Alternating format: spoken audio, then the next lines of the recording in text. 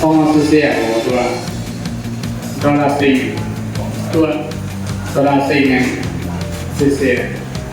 toi c'estตัวเดียวมาในย้ายไปลงตัวเดียวที่เราถามว่าย้ายแต่งั้นสุดท้ายไม่ย้าย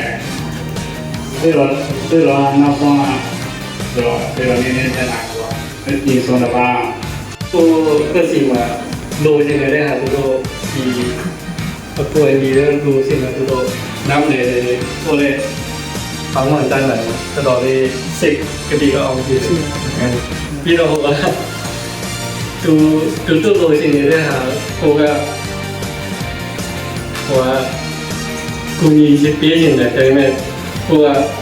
ตัวส่งให้เราจงไม่ยากมันจะได้ก็ได้ที่ได้ไม่เข้าแก่เลย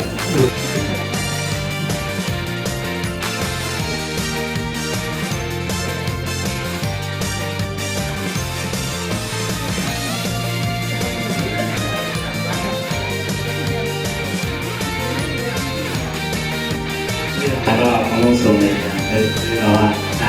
เราไปหาเงินเช็คให้นะครับของเราติดเอาเจริญเรา